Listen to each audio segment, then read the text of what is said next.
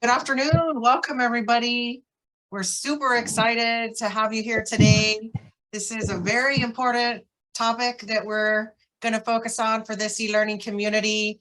My name is Amy Gonzalez. I'm the project director for, the project manager. I just gave myself a promotion. Project manager for the Disability Employment TA Center, or the DETAC, as we call it. Today, what I'm going to do is just give a quick overview of expectations that we have and what you can expect from us as hosts of this e-learning community. And then I'm going to turn it over to the National Disability Rights Network, NDRN. Staff will introduce themselves and then they'll get started. So a couple of things. I think, Cheryl, this is kind of your slide, but I'll just say, I'll give a quick overview of the agenda. So again, like I said, I'm going to kind of do housekeeping rules and then turn it over to Cheryl and the NDRN team, who will talk a little bit more about the structure of the sessions. They'll introduce themselves and really help you understand why they are the ideal subject matter experts to be facilitating this session with the depth of expertise that they have. And then I just want to cover really briefly accommodations. Now, we did receive requests for CART, and so we will have CART accommodations for the entire series, which is 4 sessions. We did not, however, receive any requests for ASL. So we have ASL here today, but if we do not receive requests a few days in advance of the meeting on November the 16th, then we will not have ASL here, because we have accommodations on an as-needed basis. So please reach out to ChairNet, send us an email, and just let us know if you need that accommodation. We are happy to provide that for you. Also, as many of you noticed, a Google group has been created specifically for members of this e-learning community. And you'll see the email is stpo14crise at googlegroups.com. Okay, and that Google group email is going to be the central location where you'll receive updates. If subject matter experts say, hey, we have an additional resource, we will send it through that. If you want to communicate with each other as group members, if you have questions, if there's a resource you want to share, if you want to talk through something, just reach out to your peers in that email and everyone will get it, and folks who can respond and want to respond can do so. So we're hoping that you'll find that kind of central repository of communication for this e-learning community helpful.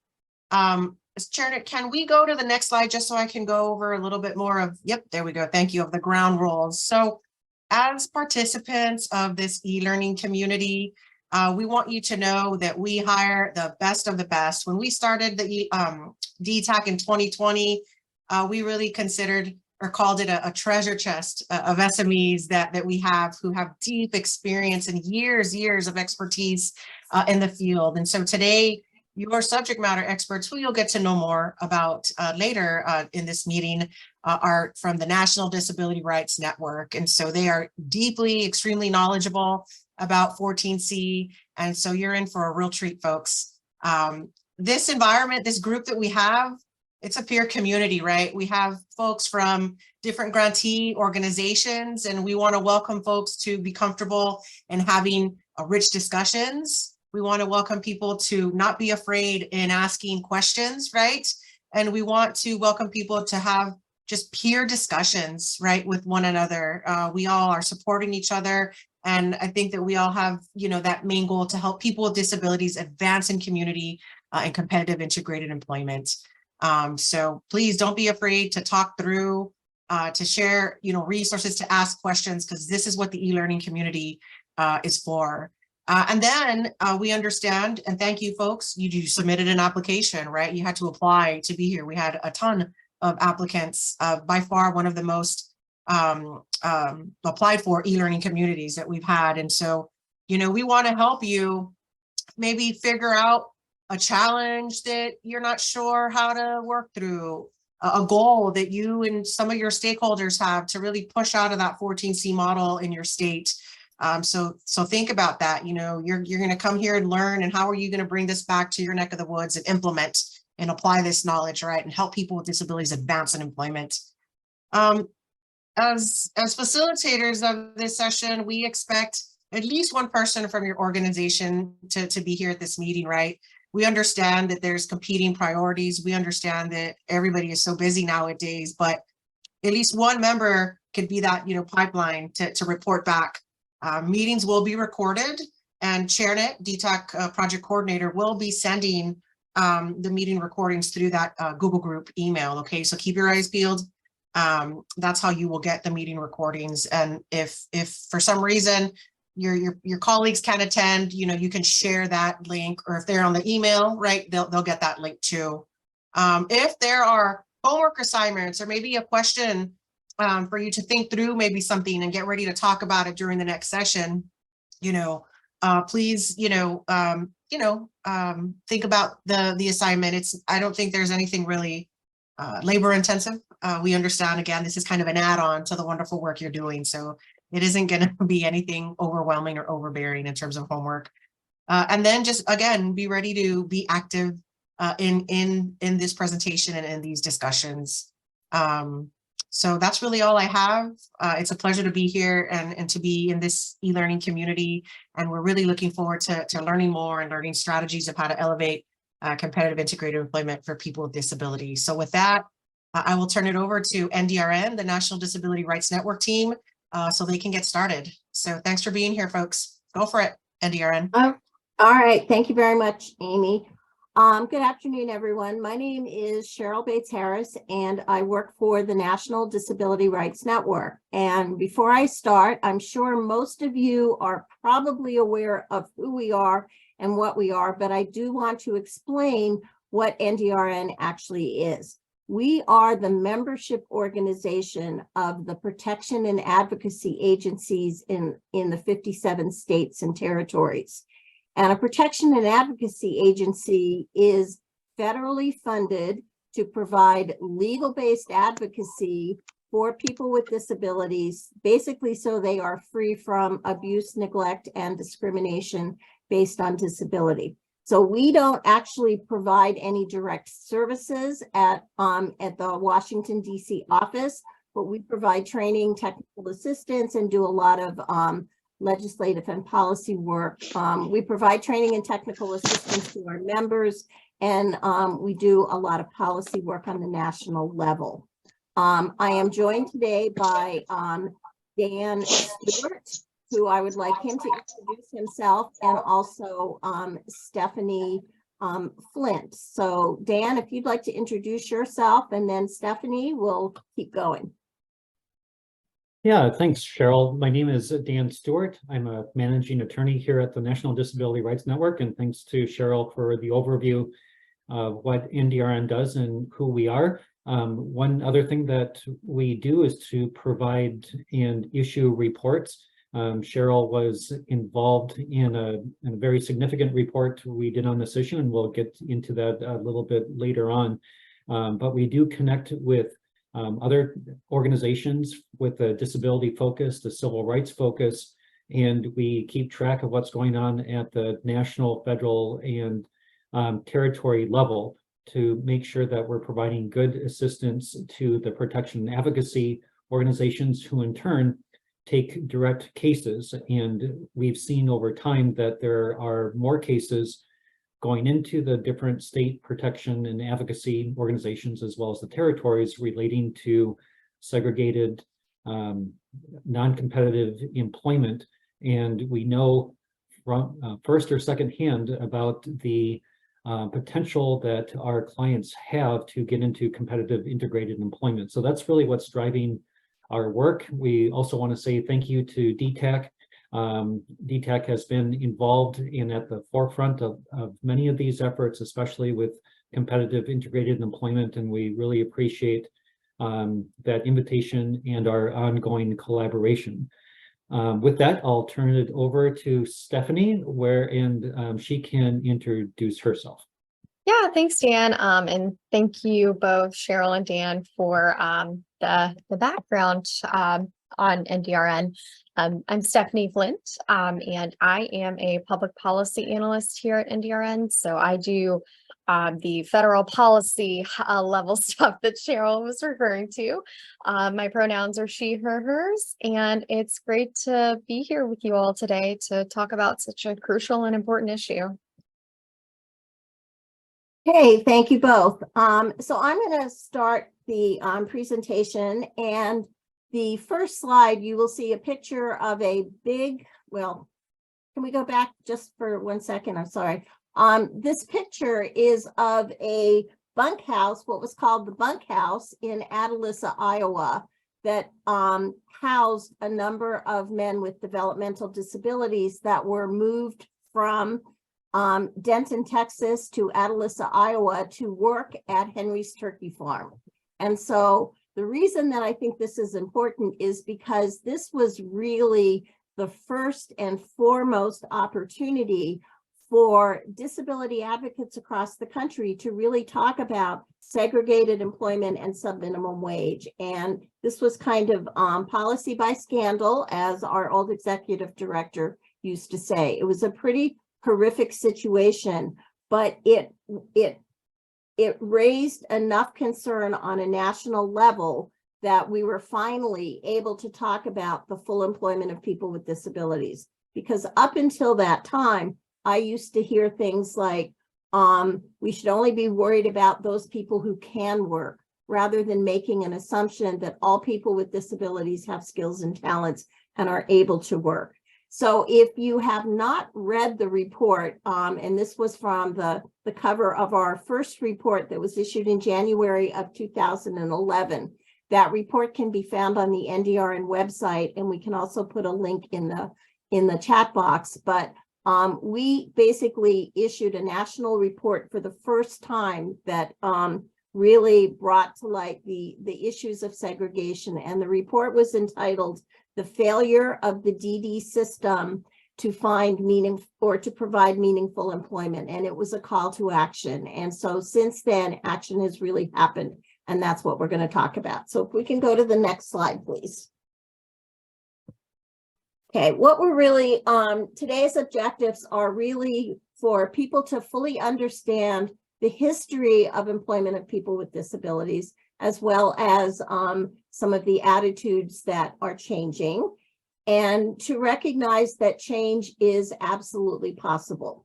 Now, for people like me who get impatient and want to see instantaneous change, I know that change takes time, but it is possible to change attitudes as well as behaviors.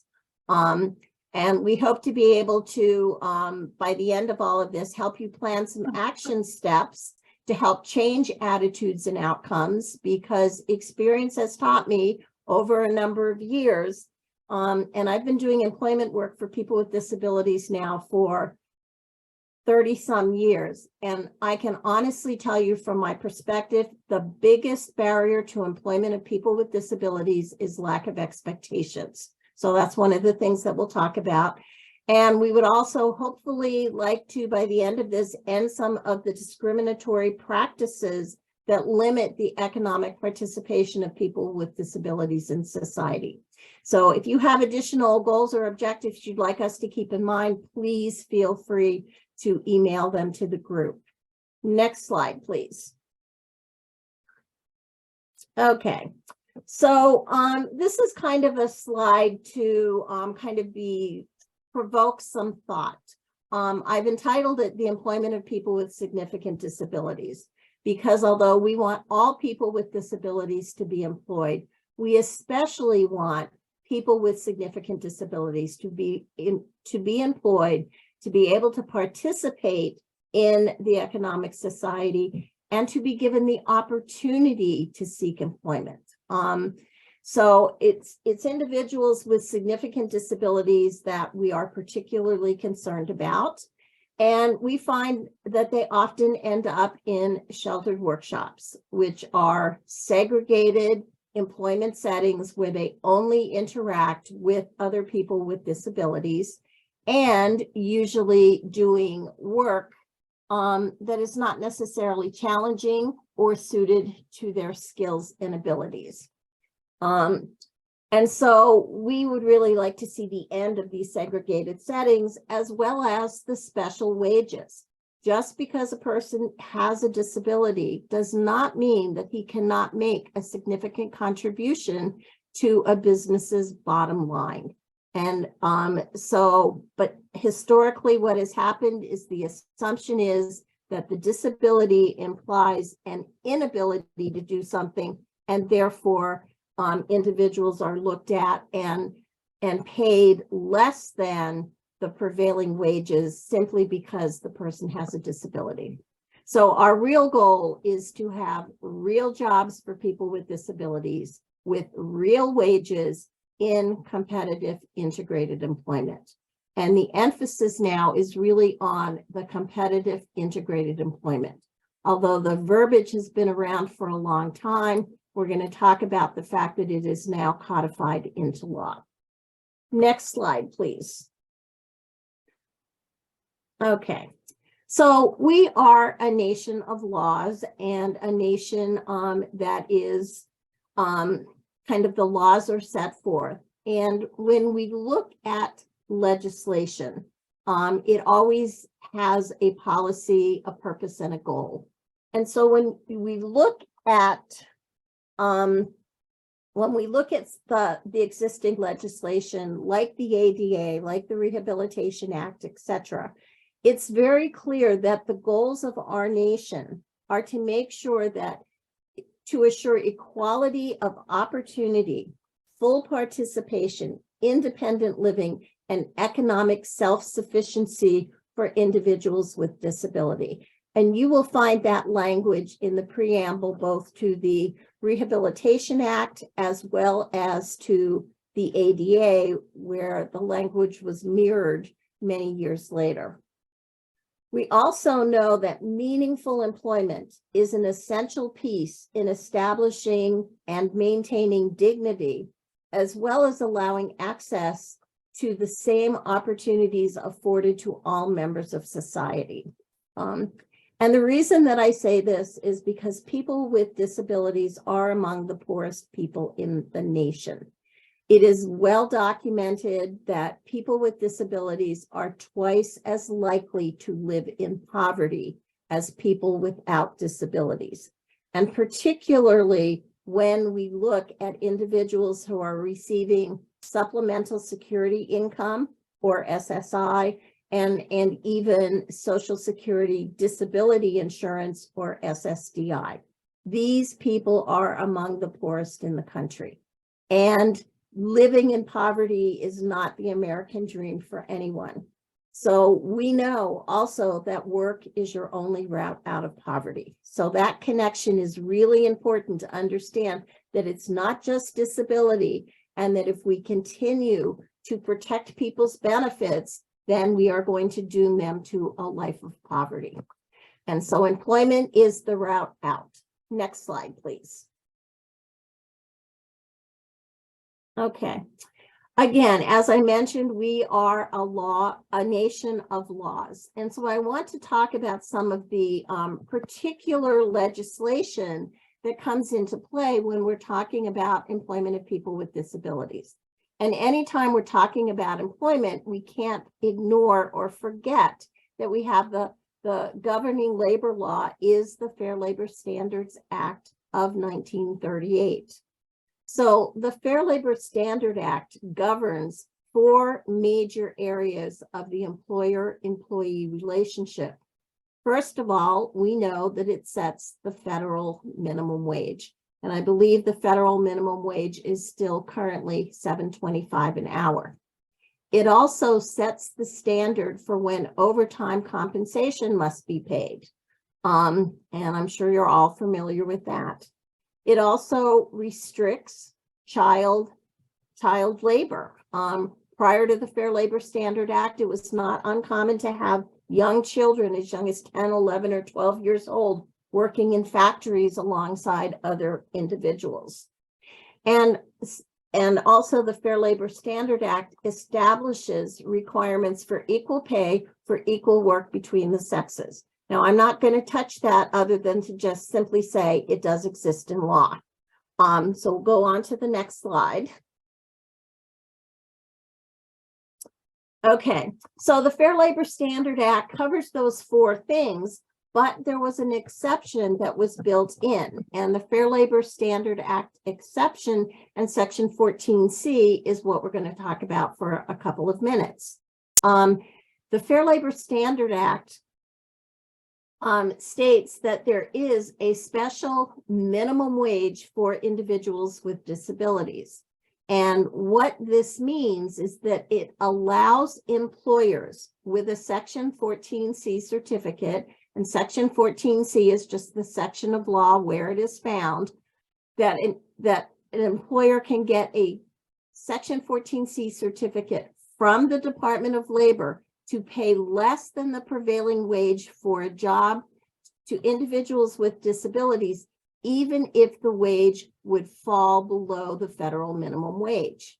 And the employee, in order for this Section 14C to apply, the employee must have a disability which interferes with the earning or productive capacity of the individual, and the wage must be based on the individual's productivity. So this is the provision of law that has largely been utilized over the years to pay people with disabilities less than the prevailing wage. And it is only applicable to people with disabilities.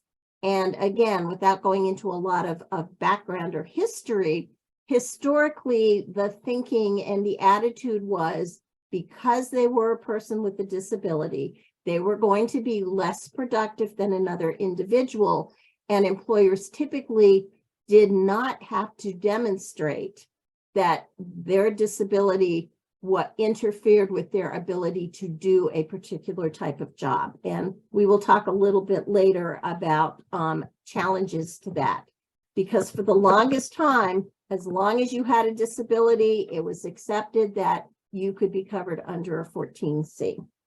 So the next slide, please. Oh, hang on for a second.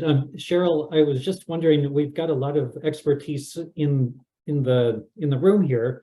I recognize a number of names, and I'm wondering if people can put into the chat any examples of how much you have seen people get paid under the 14C certificate. So you can use the chat and we'll read them off. But as Cheryl mentioned, you know, this is a law. We are a nation of laws. But I think it's also instructive to have a sense of how much people actually get paid under this special minimum wage. And so if people can jump onto the chat and put in any examples of an hourly rate that people have seen, that would be great. And, you know, that's part of the community practice to get people a little bit engaged. Good.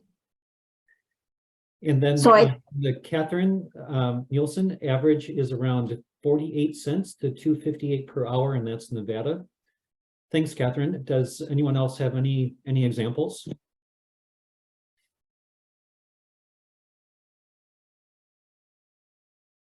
Thanks to Wendy Dean, 76 over 1 day in Georgia. Dana Thompson says the smallest check I ever saw had 2 cents, and that was for 2 weeks. I can't believe they wrote a check for 2 cents. But I've heard it happen. Right, and I think that's one of the points that we want to make, is that it's yeah, and Catherine says the check costs more than that. So this special minimum wage often is such a paltry sum that when we look at what value people get out of it for the amount that they put in terms of wages, it is amazingly small. And it really strikes us and others that when employers go through the process to determine the prevailing wage, and we had a slide on that, there are people who routinely earn that amount. And part of the 14C promise was to have a training opportunity for people with disabilities to advance in employment. But time after time, we see people get stuck at that 2 cents or that 48 cents or that 2.58 per hour and never advance. And so it's not a training opportunity, it seems like people get stuck there, and that seems to be over time by design. And that's part of the reason why our report from 2011 in the fall from 2012 was segregated and exploited. Turn it back over to you, Cheryl. Thank you, Dan. I think it's also something that I would add while we pull up the next slide, that I, in full disclosure, worked at a sheltered workshop once upon a time. And one of the things that I constantly experienced and became frustrated with was that once somebody became proficient at a certain kind of job, they would often be moved to a different job because the workshop didn't have enough work to keep everybody busy if somebody was really proficient and went through it quickly. So this slide talks about the intent of Section 14C. And remember, in 1938, we were at the end of World War I, and men were primarily the breadwinners, and men were coming home from the war wounded and unable to work in the production, the manufacturing production economy that we had at the time, or there was a fear that they wouldn't be able to. So the whole intent of Section 14C was to honor employing workers with disabilities during the New Deal, end of the Depression, trying to get, men back into the workforce. And the reason that I think this is particularly striking is that we are no longer in that same kind of manufacturing economy. And so productivity is kind of a fallacy because not everything can be measured. And so anyway, we'll talk more about that, but it works really well when in a manufacturing economy. It does not work well in a service industry or many of the jobs that we have. I would be hard pressed on any day for someone to tell me what my productivity is during a certain day. Depends on the task that I'm doing. Next slide, please. Cheryl, I'm sorry, this is Charnat. ASL interpreter, Carrie, your video is off.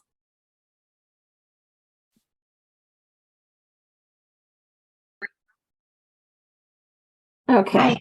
So sorry, I'm supposed to have a team who has not shown up and I cannot continue to do, so I'm in communication with the agency. No worries. Cheryl, sorry to interrupt, but is anyone in need of ASL interpretation? We didn't get a request, and if there is a need, we'll keep her. But if we don't have the need, then we may need to dismiss because the other one is missing. Any raise a hand, any message to ChairNet could help us understand if you do need that service. So we'll Carrie, we'll give it maybe a few minutes just for people to kind of give us notice if they need it, and then if not, we can message you and discuss a plan of, because if we don't need it, sorry, Cheryl, go ahead, turn it back to you. No problem. Okay, so Section 14C was, like I said, intended for during the manufacturing economy that we had. But let's move it into some more recent times. And so I want to talk about the recent history of segregated work. Long before there were services or programs, and I'm talking about long before the DETAC, long before Medicaid waiver, long before all of these other things, people came together to support each other in keeping their children home and out of institutions. So the segregation kind of started for the right reason. And that was the fact that parents had children with disabilities that were no longer being put into institutions, and parents still had to go to work. So at the time, nobody questioned the need for segregation because there was just this enormous misunderstanding of the capability of people with disabilities. And then when we look at the deinstitutionalization movement in the 70s, that was a result of court decisions. that's when extended employment programs began to flourish, because as different states, and I actually live in the state of Pennsylvania, so when Pennsylvania closed down their institution and they moved people into community settings, the requirement was that we're not just going to move people at home into smaller homes and leave them there. They had to have a daytime activity. So these extended employment programs and sheltered workshops and day habs really flourished as a result of the deinstitutionalization movement. Next slide. So there were, again, going back to the laws of the nation, laws led to the development of day programs. So in addition to the efforts to deinstitutionalize, we need to recognize and understand the importance of the Rehabilitation Act of 1973. Now, the Rehabilitation Act has actually been around for longer than 50 years, but it was the Rehabilitation Act of 1973 that really made some significant changes. And first and foremost, many of us are probably most familiar with the Rehabilitation Act because it funds the state public vocational rehabilitation agencies in each state. And I'll talk more about vocational rehabilitation as being the option, first option for services. But the Rehabilitation Act of 1973 also contained some rights provision. And I'm sure everyone has heard about Section 504 of the rehabilitation. Well, that's just one of a number of different titles that provide rights protections to people with disability. And the Rehabilitation Act itself talks about the need for community integration and to provide services in the most integrated environment possible. So that's one piece of legislation that is pretty significant. Following on the heels of the Rehabilitation Act, there was the passage of Public Law 94-142 in 1975, which I believe at the time was called Education of Handicapped Children's Act. And it has now morphed into IDEA, but it promised a free and appropriate public education. So now we not only have services available to help people prepare for employment, but we also are providing basic education to individuals with disabilities for the first time. And in IDEA, it was not until 1990 that transition requirements were added, specifically mandating that the education system coordinate with the vocational rehabilitation system. And then we look at the fact of what is a child going to do when they exit school, because the intent was not to have them exit school and retire on disability at the age of 18. And then the last piece of legislation that I'm going to talk about is the DETAC Act of 1984, where the passage was to protect the civil and human rights and to promote potential through independence, productivity, and integration. And again, for those of you who may not be familiar with the DETAC Act or the impetus behind it, but that was largely a result of an expose done by Geraldo Rivera on the Willowbrook Training School in Staten Island, New York. And as he demonstrated with the secret video that he took, this was anything but a training facility, and the conditions were horrific, the odors were horrific, and it really was not. These were our most vulnerable citizens, and yet they were being badly neglected and were not being provided any supports. They were simply being warehoused. So the DETAC Act became really important because it's the impetus behind many of the services that are provided today. And again, the goal was to recognize that people had potential to become independent, to become productive, and to be integrated. So I'm going to turn it over now to my colleague, Dan Stewart, who will keep moving us forward.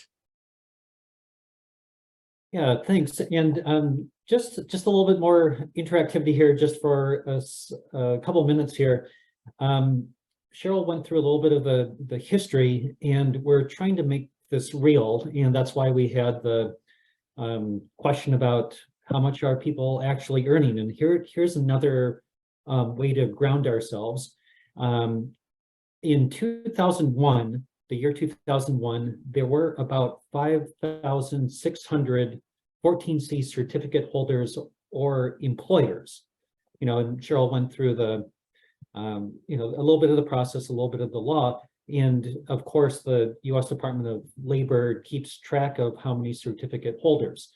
So again, and I put this in the chat, 2001, there were about 5,600 certificate holders. How many certificate holders do you think there are now, or as of 2020? And we do have some concrete data or some specific data as of 2020, but why don't you put in the chat about how many certificate holders you think you have. I see Brian saying in Minnesota, we have 56. Shout out to Minnesota, that's where I reside. And so we've got one state. Ben says 950.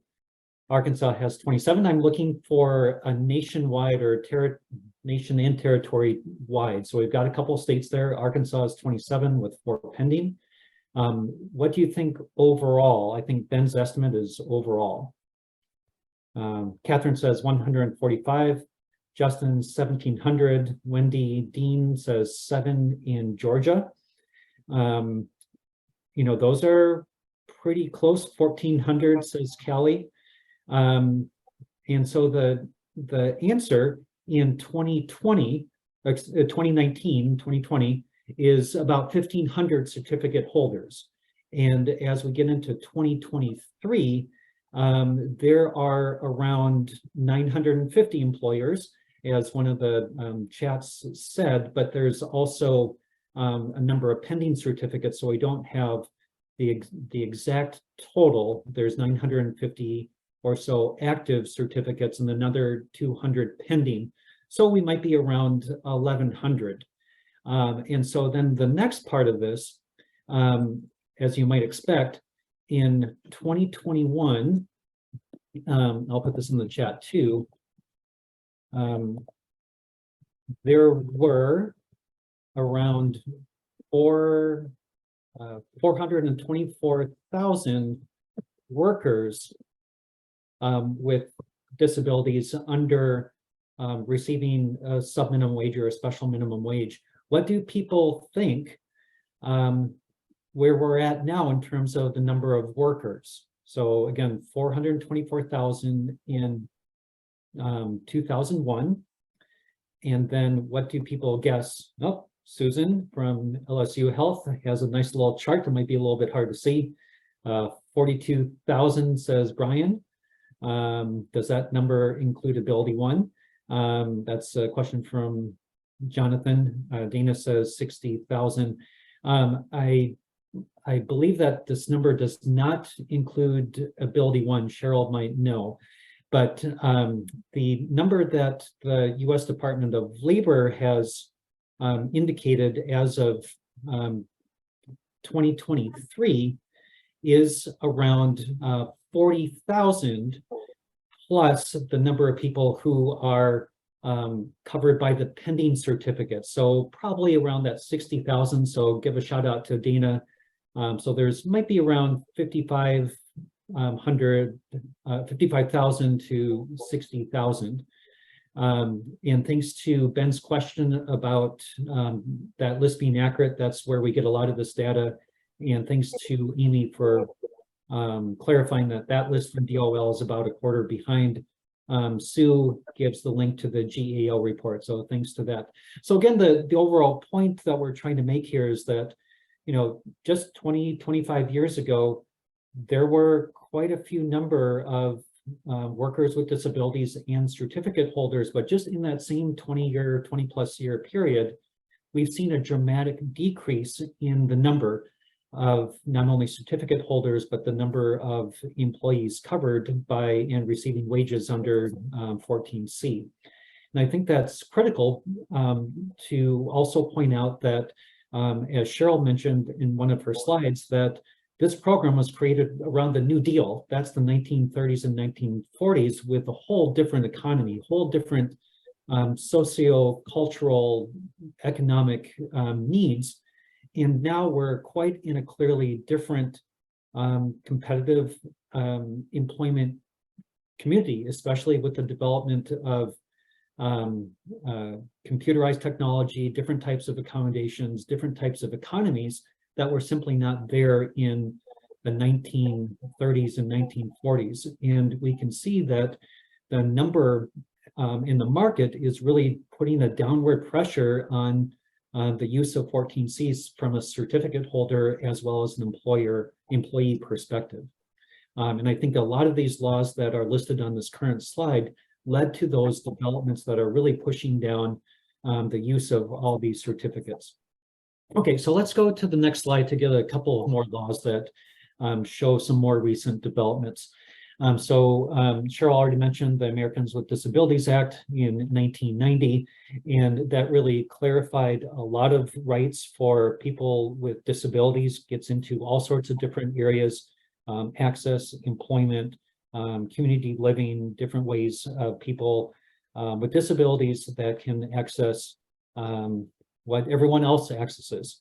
The amendments, the Americans with Disabilities Amendments Act in 2009, that clarified and expanded the scope of eligible people for that law. So there were a couple of Supreme Court decisions previous to that that I won't go into, but those Supreme Court decisions really narrowed the scope of who is eligible under the ADA. Congress responded in a bipartisan fashion with the ADA Amendments Act and said that, nope, Supreme Court, you're wrong.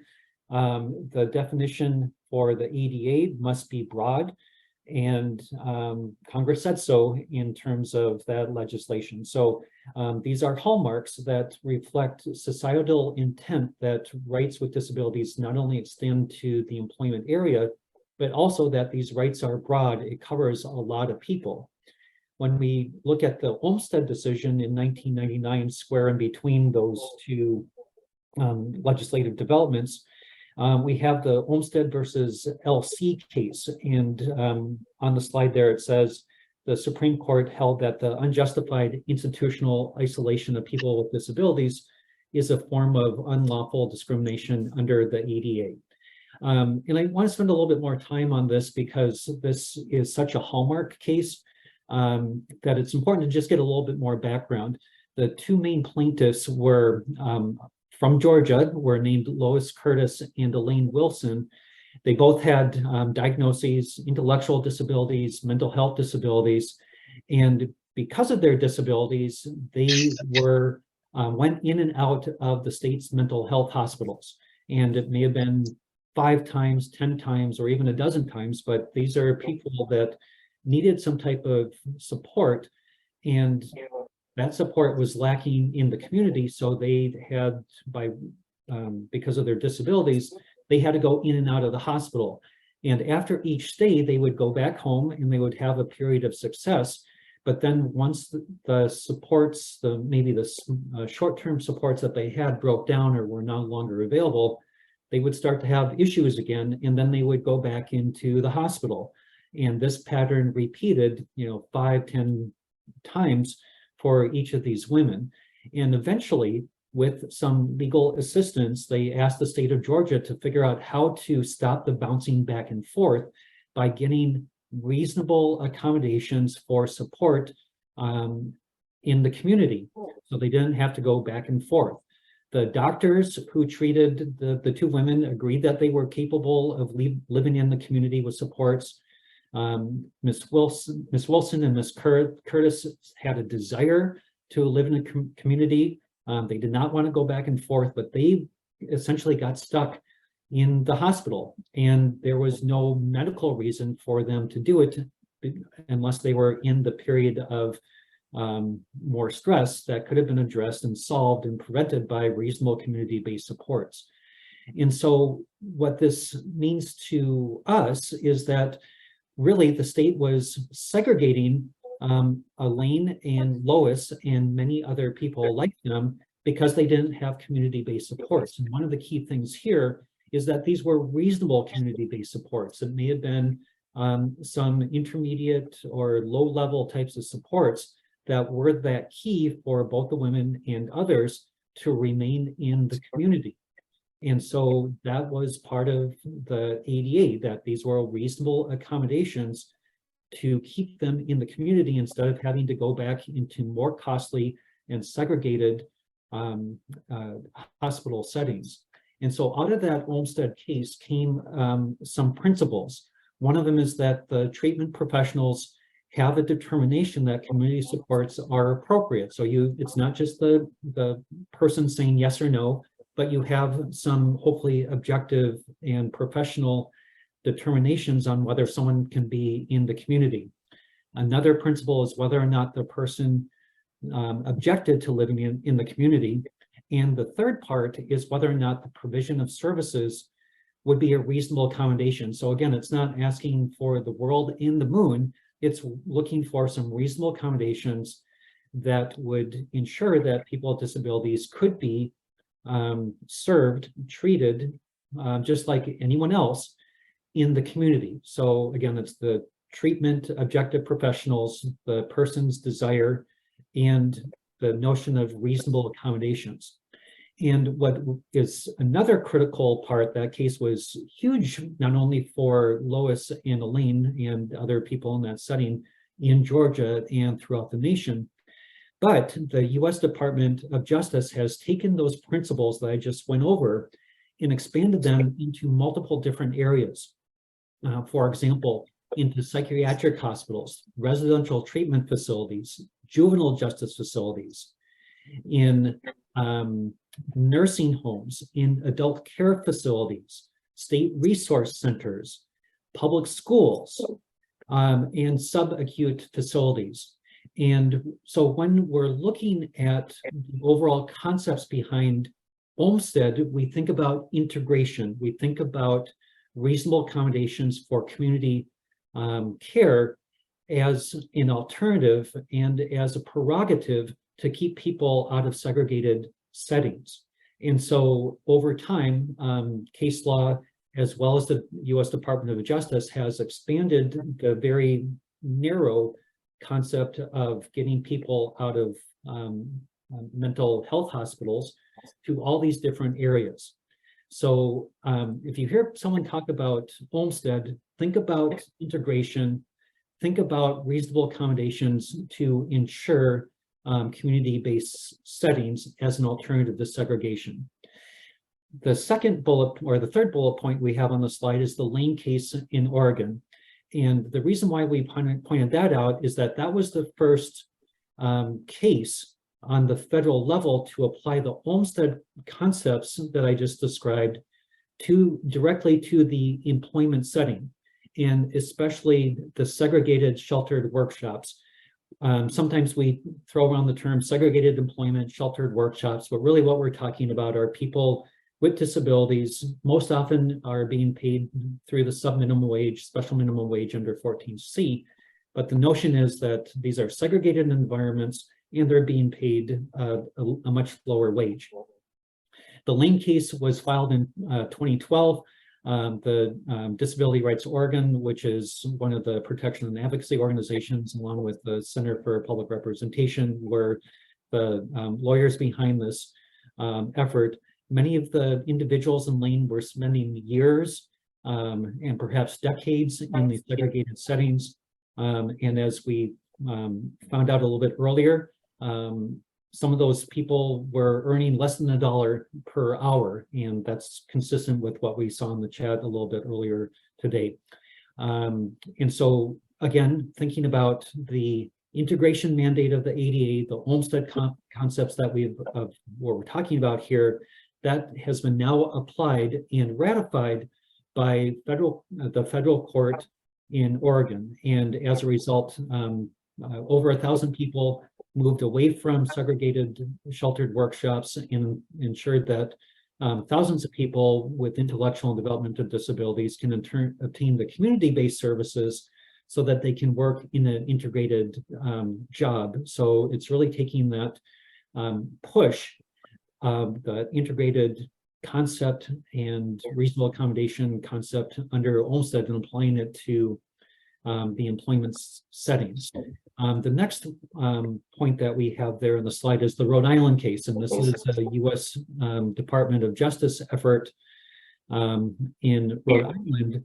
And the Rhode Island case is also interesting because it looked at, among other things, how people flowed from service systems. You know, it might be a school-based transition setting into a segregated employment, or maybe there would be a county, or maybe even other types of the state's or county service system. But at least in Providence, Rhode Island, and the state of Rhode Island, because that's a pretty small state, what happened there is that there were funnels of people that got into the service system, and they were pushed right into the segregated sheltered employment system. And these were city and state funded employments and daytime services. But there were segregated workshops and facility-based day programs. U.S. Department of Justice came into that, looked around and said, well, you know, the numbers are small enough and we can figure out how to stop the pipeline of people going from different parts of the service system into the segregated workshops. And how would if we move them into community-based daytime and employment services that are integrated?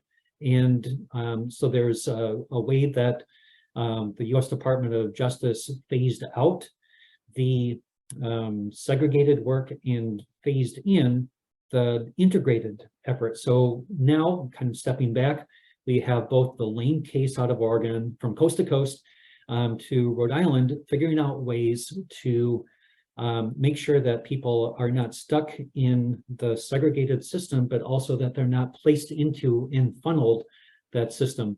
Cheryl in the chat says one of the reasons Oregon sued is because they had been doing a tremendous job with transition, probably the IDA special education transition, then with budget cuts, and they simply stopped funding those efforts and reverted to sending folks to segregated employment settings. I think that's right. Cheryl, do you want to add in anything more about that? No, I think you covered it. I just wanted to make that point, though, that they had been doing a really good job for a number of years, and then all of a sudden their budgets were cut, and they just said, well, to heck with it, we're just going to revert to what we used to do, and it's cheaper and for us to do it the wrong way rather than continue the good efforts. Right. Yeah, and we see that playing out in all sorts of ways, shapes, and forms in the disability field, right? So we have segregated schools for kids that are having a little bit more needs and they can't figure it out how to do it. So the default with people with disabilities, it seems like, oh, the best answer is to segregate them. And we see that in juvenile justice facilities. We see that in nursing homes. We see that in employment settings. And so over time, one of the reasons why the P&As were created is to combat this default or this notion that the best idea is to segregate people with disabilities. And that's why these cases are so critical. And that's why we're spending a lot of time on this particular slide, is to really think about the concepts behind them and how the U.S. Department of Justice and other cases have expanded the idea of Olmsted into these broader concepts of integration and reasonable accommodation. Thanks to Wendy for putting in that quote from Ruth Bader Ginsburg. Love to see that, appreciate it. If people have other things to add, please do so. We love that. We'll give you a little shout out verbally if you like that. So let's go on to the next slide here. Okay. The title of the slide is Something's Happening, and that something is that we're going to point out here is mostly at the federal level. So we want to first emphasize that there's a lot of federal developments going on. The first thing we have there is a I have a long acronym, but it stands for the Ticket to Work and Work Incentives Improvement Act. That was a big hallmark in passage of legislation, and we wanted to make sure that we emphasize that happened in 1999, and people with disabilities can work with employment preparation and placement services. That's the default, that's the goal, that's the purpose. Want to put that in legislation. The next bullet point there is in 2001, the Rehabilitation Services Administration, or RSA, they changed the definition of employment outcome. And for you legal nerds out there, that employment outcome definition is at 34 CFR 361.5 B16, and I can put that in the chat. And really the import of that is that the voc rehab programs, the VR programs, cannot count placements and segregated work as an employment outcome under the Rehab Act. And that, of course, authorizes the public funding. So just by that change, there's a public statement that devalues and de-emphasizes segregated work by just removing it from the definition of employment outcome. So when we move along 10 years after that, 2011, NDRN issues the segregated and exploited, the failure of the disability service system to provide quality work, a call to action. We've already included the link to that in the chat as a subtitle to that: low wages, no advancement, abuse and financial exploitation. And that's really what we've seen as happening through the last 20 to 25 years. Cheryl mentioned the Henry's Turkey Farm out of Atalissa. We've also talked about how, despite the promise of this being a training, a springboard or whatever, what seems to be really happening is that it's low wages, no advancement or very little advancement. And as we have seen in the Henry's Turkey Farm case, it was really abuse in financial exploitation. Okay, let's go on to the next slide. Those were not the only developments. In 2014, the Center for Medicaid Services, Medicare and Medicaid Services, had the pre-vocational and settings rule that is also critical. And I just want to be respectful of our time. If you look at our report that was also referenced, you'll get some more details on what each of those are. The 2014 Workforce Innovation and Opportunity Act, or WIOA, defined competitive integrated employment. It also included a number of other requirements to inform people with disabilities of their rights and the ability to move out into competitive integrated employment and the whole infrastructure there. 2019, we had Executive Order 13658, which raised the minimum wage for workers in certain federal contracts. And then in 2020, the United States Commission on Civil Rights calls for the elimination of some minimum wage. And it was not a complete consensus, but it was a clear majority of that commission. I would encourage people to read that report.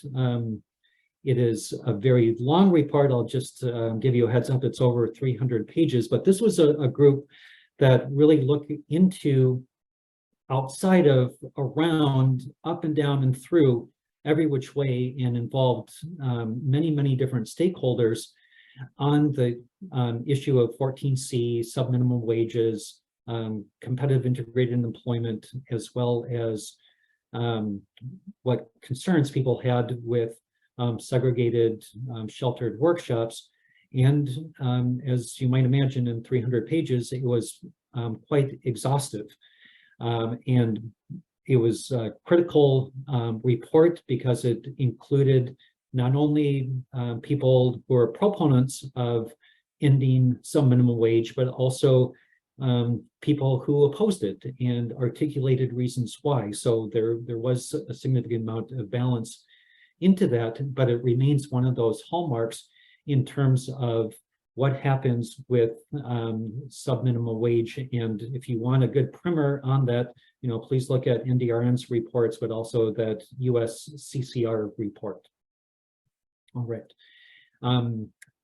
Maybe I can put a link to that in the chat, but for now, let's go on to the next slide. Okay, thanks. Cheryl might want to chime in here. She mentioned this before. I just put maybe that link goes through. Maybe it doesn't. We can get that link to you if it doesn't work for you. But the 2020 September, the USCCR. But stepping back again, we talked about the legal issues. We talked about some of the practical realities here.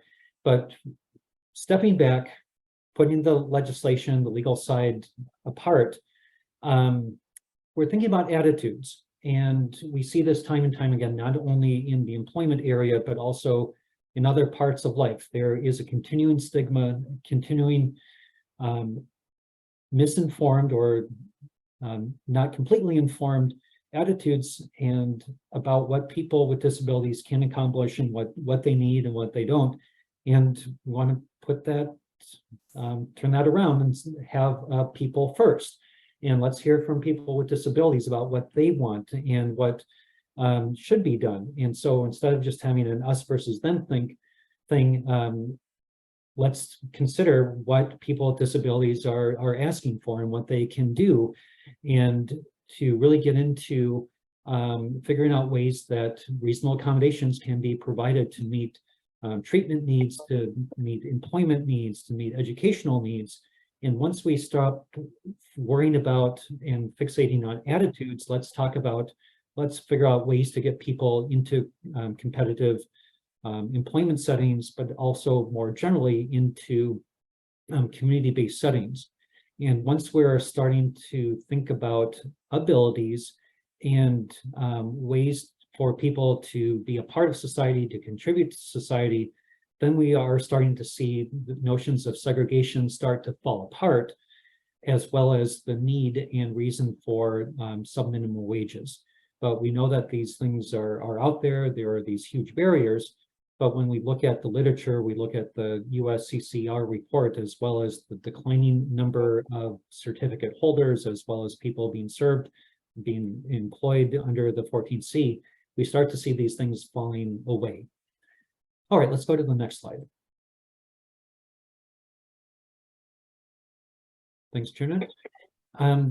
So while you may know that the Congress has not acted in this area, or actually in many areas, in a number of years, because of the current and semi-historical makeup of Congress, and we just haven't seen a whole lot of disability rights related pushes through legislation at the federal level. So we thought it would be important to identify and highlight a little bit on what states are doing to reduce or eliminate 14C certificates. There seem to be three main strategies that we've been able to discern: defund, legal actions, executive orders, or legislation. I should have said four. So when we're talking about defunding or deprioritizing, we can look to Vermont, the District of Columbia, as well as Wyoming, where the legislators and administrative agencies essentially decided to not use segregated employment or not fund. So when we look to Vermont, that was 2002.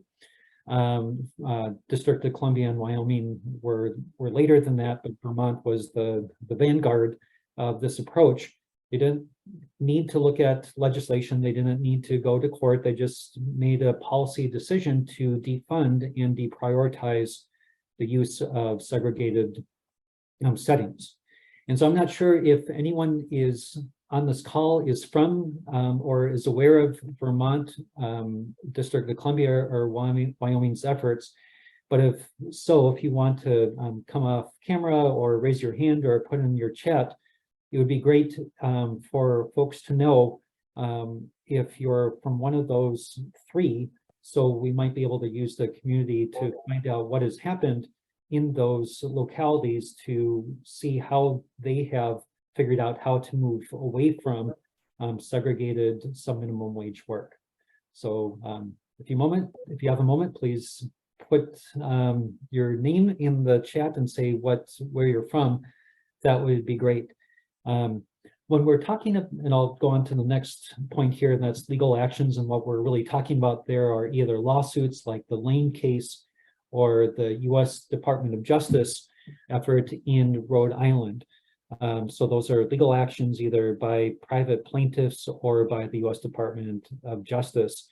And through those approaches, there is either a court order or a legal settlement consent decree to end the use and reduce the use of some minimum wages. And both of those, Rhode Island and Oregon, were employed a phasing out program as well as a capacity building program. And I think that the phasing out is critical because there needs to be some way to transition not only how people are moving through the system, but to change expectations and priorities, but also the infrastructure behind it.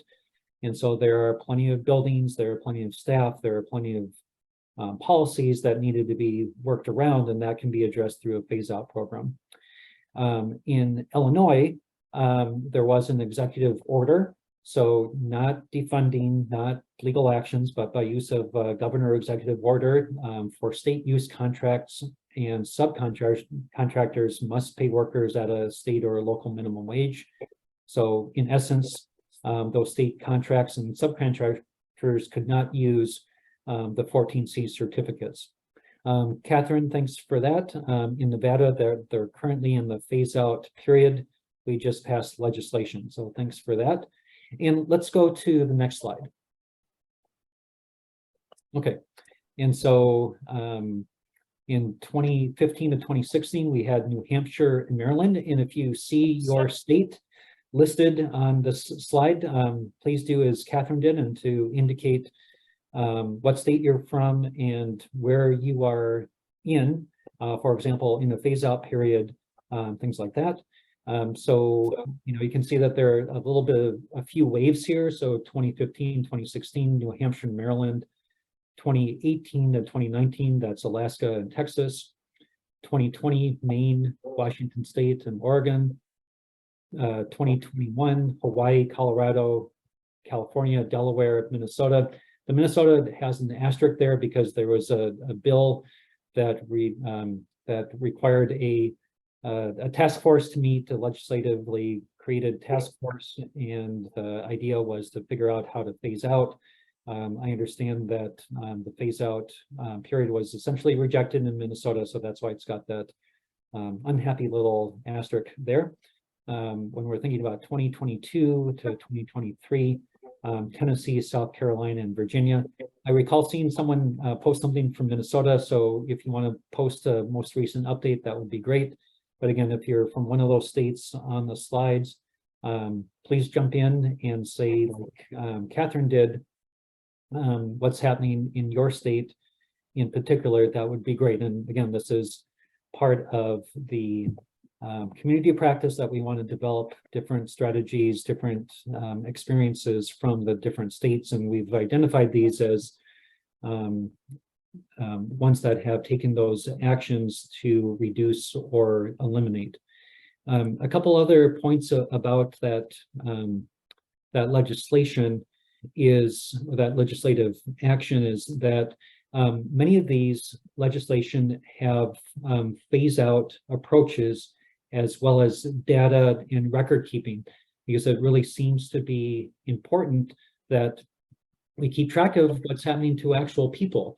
So it's not only the phasing out, but it is also the tracking of people who are no longer in the segregated employment and what happens to them and how they are availing themselves of those integrated settings, the community-based resources, those reasonable accommodations to get those community-based supports.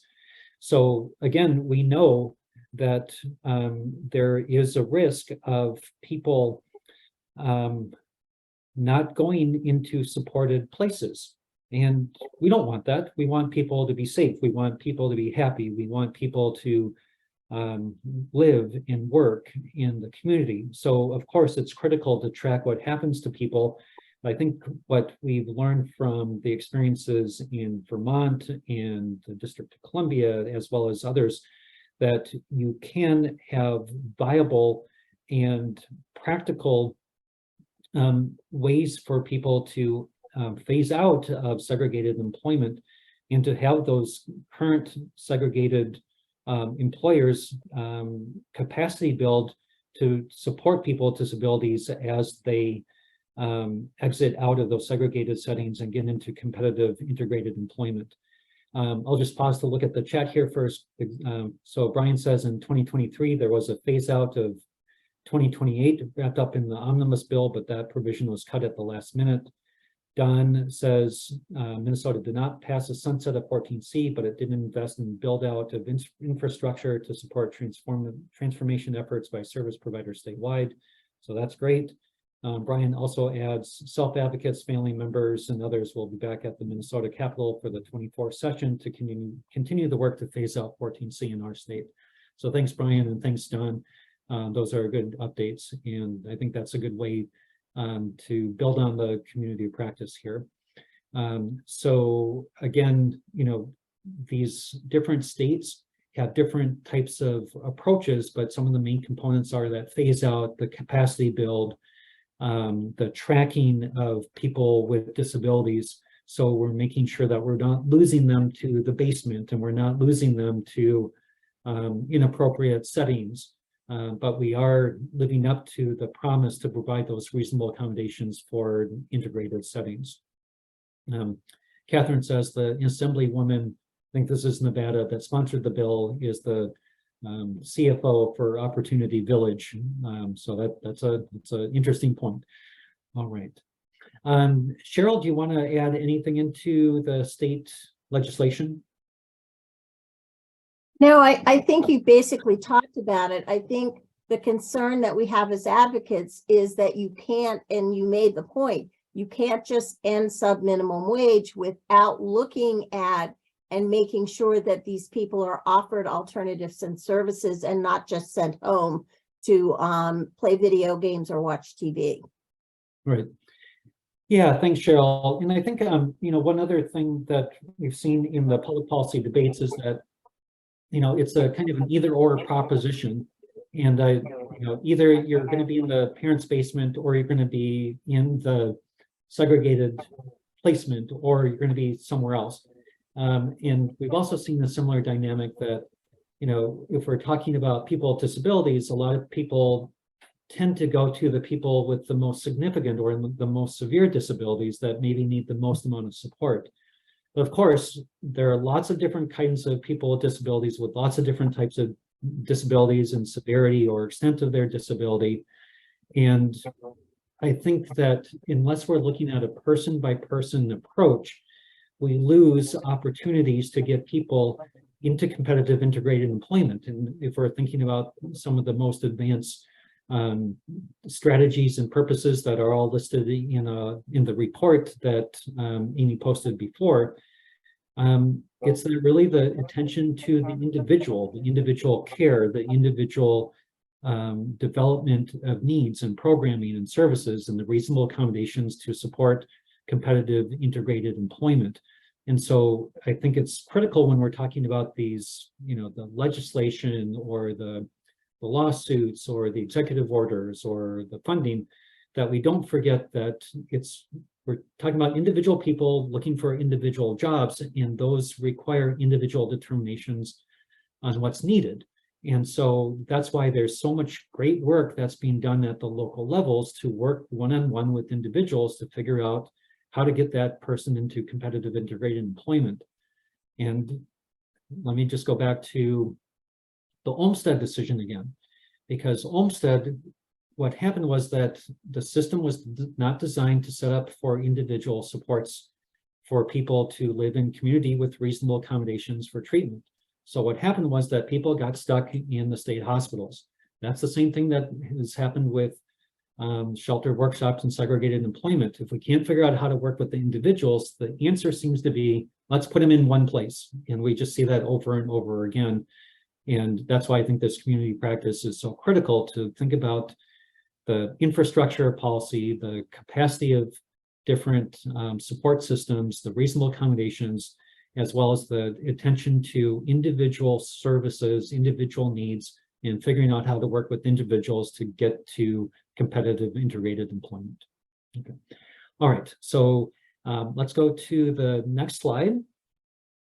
And we will turn, we're going to get Stephanie Flint, our policy expert, online here with regard to federal activity and legislation. I'll read the slide and then turn it over to Stephanie. The slide says, U.S. Ability One Commission ends payment of subminimum wage on Ability One contracts. Next point, Disability Innovation Fund pathways to partnership. 20 states awarded grants. ODEP launching a comprehensive review of the Section 14C program. Okay, Stephanie, all yours. Yeah, thanks so much, Dan. Yeah, just to kind of supplement the points that are on those slides and to kind of discuss some different legislative efforts that are currently going on the federal level in order to supplement the great work that's going on the state level. I really appreciate Dan and Cheryl for both bringing attention to expectations and attitudes respectively, because that is something that we are slowly but surely seeing change, as evidenced by the state legislation, as evidenced by the progress that that we're seeing. You know, we are transitioning from what I would consider and what other folks have considered the medical model of disability, which was kind of how and where 14C was born out of, into the social model of disability, which kind of evaluates disability in terms of expectations as opposed to the disability itself, right? And so one particular piece of legislation, I want to highlight a few, but one in particular that I really do want to highlight is the Transformation to Competitive and Integrated Employment Act. It's been introduced under a myriad of names over the years, so I'm sure some of you are familiar with it, if not all of you, but it's been introduced under, you know, the Transformation to Competitive Employment Act with integrated, left out, the Time Act as well, you know, but it's still had the same goals, right? Essentially what this has become bipartisan over the years, it's bicameral, and it was introduced this year in both the House and the Senate at the same time back in February. And it was introduced in the Senate by Steve Daines of Montana, who's a Republican, as well as Senator Bob Casey, a Democrat from Pennsylvania. In the House, it was introduced by Kathy McMorris Rogers, a Republican from Washington State, as well as ranking member Bobby Scott from the Education and Workforce Committee. And in the House, that's actually HR 1273. So essentially what this does in a nutshell is it calls for a phase out of 14C, something that we're clearly seeing in different states, and clearly this trend is continuing to progress, whether it be through different programs themselves, whether it be through various states. But essentially what it would do is, you know, similar to what Cheryl was saying earlier, right? You can't just say end this program and it be done and everything just, you know, automatically go forth without a hitch the next day, right? So essentially this bill would provide supports, grants, resources, etc., to states in order to help both the employees and the employers transition individuals with disabilities who've been paid previously under subminimum wage, who have been in segregated workshops, into the competitive and integrated employment model. It also kind of helps in terms of helping employees find and retain competitive and integrated jobs, and kind of utilize that training model the way that it's utilize the model in terms of training the way that it should be utilized. That way, individuals with disabilities are able to, be integrated in the community and not only be paid the minimum and hopefully prevailing wage, but also have opportunities for advancement as well. Another bill that actually has this provision in there of eliminating 14C is actually the Raise the Wage Act. It is bicameral. It was introduced by Chair Sanders on the Health Committee and Representative Bobby Scott again from the Education and Workforce Committee back in July. And those bill numbers are HR 3552 and Senate bill number 2488. So it also has a phase out over a period of 5 years as well. We're also seeing a myriad, and I know that these have been very briefly talked about, but a myriad of federal reports and federal agencies who have also, recommended a phase out. Dan had mentioned the USCCR report. We've seen various reports from CCD over the years. There's been a report from GAO as well, just kind of recommending that phase out there.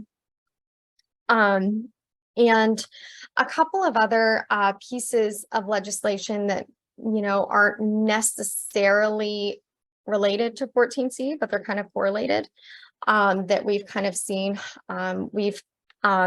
Of course, as people know, there are resource limits when it comes to receiving SSI. Individuals can only keep $2,000 in their bank account at any given point. I believe the limit is also $3,000 for couples.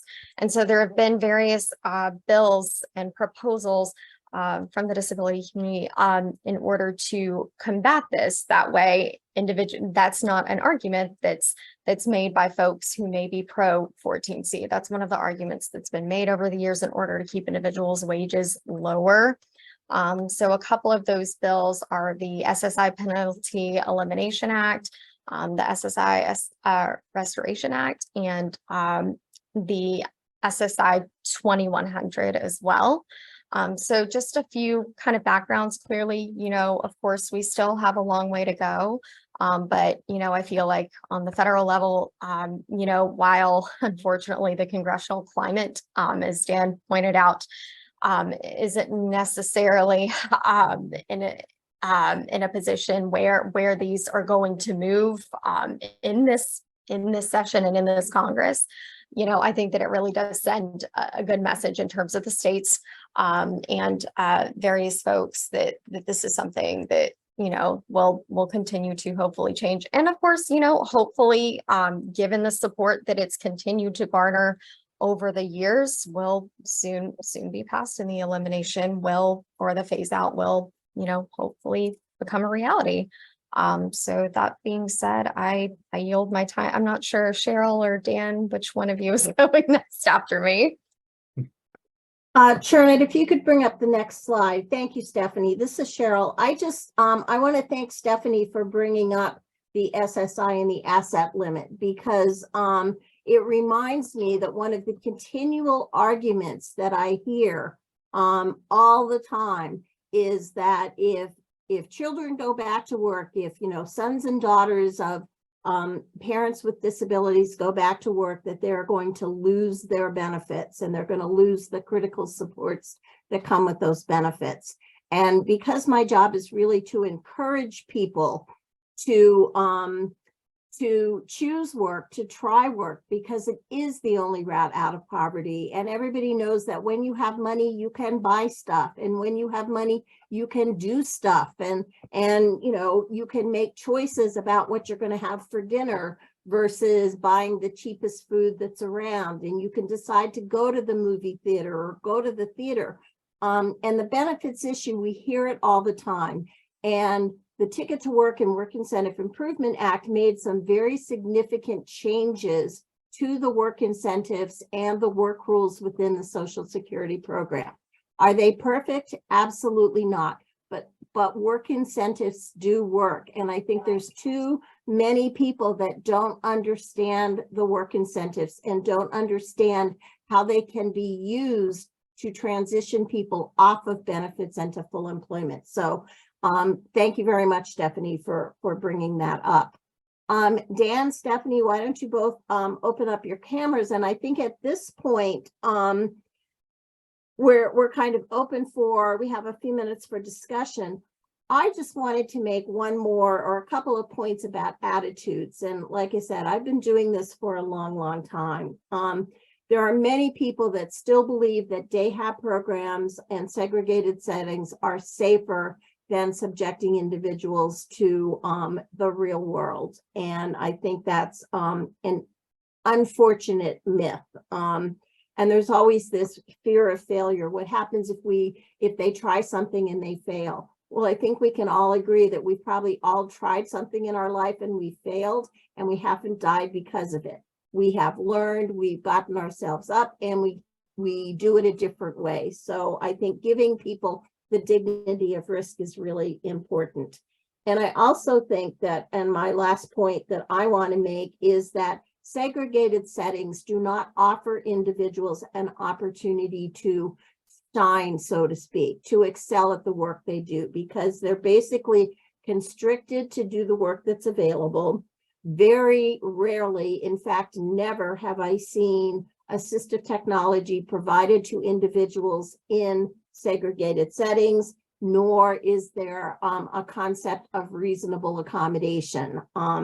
And so, you know, I think people with disabilities deserve better, and we know that we can give them better. Dan, Stephanie, I don't know what thoughts you have at this point. I'm not seeing any questions. I see a statement from Jonathan that said, having been an employer in the real world, that's not the case. And I'm not exactly sure what that's not the case, because I've already forgotten what I said. Dan, Stephanie, comments?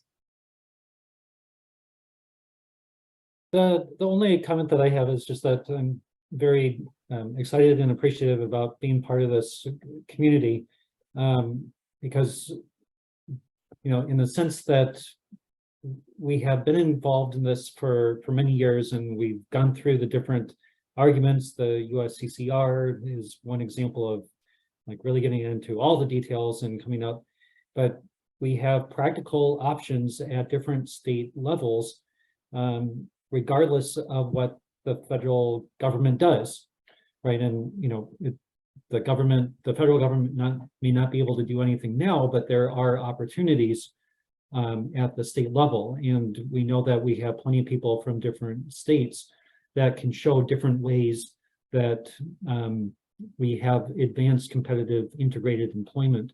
And so part of it is knowing what the concerns are, knowing what the risks are, knowing what options there are to pursue to help out people to get competitive integrated employment, and to think about it as not as a disability category, but as an individual worker category or individual person, even better. I think that is a key to meeting the needs of people going through their journey to be employed. I don't have any further thoughts. I see that Chernet said that thank you for all joining today. I'd like to remind you that the next session will be on November 16th, 2023 from 2 to 3:30 p.m. Eastern Time. Also, we would like to remind you that if you need accommodations, please let us know by November 13th, since they are provided on an as-needed basis. Jonathan says, I work for TJX and hired people with disabilities on a regular basis. I had no workers' comp or injuries from my employees with disabilities, but I've seen documented incidents of injuries in sheltered settings. Great point. Wendy has a question. Has RSA determined VR cannot fund 14C entities? Cheryl, what? Wendy, I'm not sure I completely understand your question. They will still purchase on a fee-for-service basis services that may be provided in a segregated setting. but they can't, they can't place an individual in a sub-minimum wage position, but they do still utilize some of the services of facilities that hold that certificate. So we can talk offline. Yeah, Dan says it can't be an employment outcome. So I think we're at the end of time. I want to thank everybody for joining us this afternoon, particularly and thank Dan and Stephanie, as well as the folks at the DETAC. If you have a specific interest, next month we are going to be talking about alternatives to segregated employment. So please join us then. And if you have a specific question or an issue you'd like us to address, please use the Google Groups email, or you can contact me directly. This last slide says comments or questions, and it does show my email address, which is cheryl.bates-harris@ndrn.org. So it's just my name @ndrn.org, as well as the email address for Dan, which is dan.stewart@ndrn.org and stephanie.flint@ndrn.org. So thank you all very much, and we all hope to see you next month for some continuation of this discussion of this important issue. Thank you all. Thank you, Cheryl, Dan, Stephanie, for such great presentation. Thank you, Captioner, also, and thank you all, and have a nice day. Thank you. Bye, everyone.